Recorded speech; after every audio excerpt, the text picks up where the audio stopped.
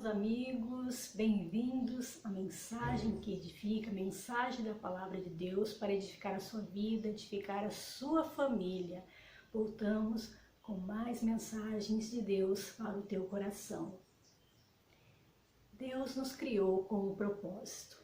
Você sabe qual é o seu propósito? Deus nos chama para que possamos edificar outras vidas, ajudar outras vidas. Em toda a passagem da Bíblia nós podemos ver tendo o exemplo de Jesus, olhando para este exemplo maior que é o nosso Senhor Jesus, que Jesus ele veio com este propósito de ajudar outras vidas. Deus amou o mundo de tal maneira que ele enviou o seu Filho unigênito para que todo aquele que nele crê não pereça, mas tenha a vida eterna.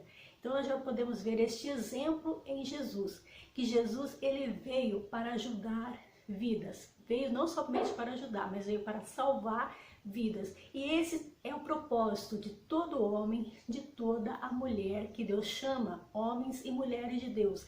Deus os chamou com este propósito, para edificarmos vidas. Da mesma forma com que fomos ajudados, fomos consolados, Deus quer que possamos compartilhar também, possamos estender a mão para aqueles que precisam. E não foi diferente aqui. Nós vamos conferir aqui no livro de Atos. Você que tem a sua Bíblia aí, você pode acompanhar juntamente conosco. No livro de Atos, o capítulo 2, o versículo, melhor dizendo, capítulo 8, o versículo 26. Nós vamos compartilhar com vocês qual foi o propósito aqui de Filipe. Vamos aprender um pouco mais. Atos, capítulo 8, versículo 26. E o anjo do Senhor falou a Filipe, dizendo: levanta-te e vai para o lado do sul, ao caminho que desce de Jerusalém para Gaza, que está deserta. E levantou-se e foi. E eis que um homem etíope, eunuco, mordomo mor de Candace, rainha dos etíopes, o qual era superintendente de todos os seus tesouros, e tinha ido a Jerusalém para a adoração. Regressava, e assentando no seu carro, ele lia o profeta Isaías. E disse o Espírito a Filipe: chega-te e ajunta-te a esse carro.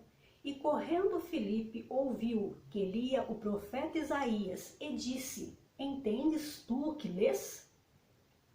E ele disse: como poderei entender se alguém não me ensinar? E rogou a Filipe que subisse e com ele se assentasse. E o lugar da escritura que ele lia era este: foi levado como ovelha para o matadouro, e como está mudo o cordeiro diante do que tosquia, assim não abriu a sua boca. Na sua humilhação foi tirado o seu julgamento. E quem contará a sua geração? Porque a sua vida é tirada da terra. E respondendo o eunuco a Filipe disse: rogo-te, de quem diz isso o profeta? De si mesmo ou de algum outro? Então Filipe, abrindo a sua boca e começando nessa escritura, lhe anunciou Jesus. E indo eles caminhando, chegaram ao pé de alguma água. E disse o eunuco: eis aqui a água, quem pede que eu seja batizado? E disse Filipe: é lícito se creres de todo o coração.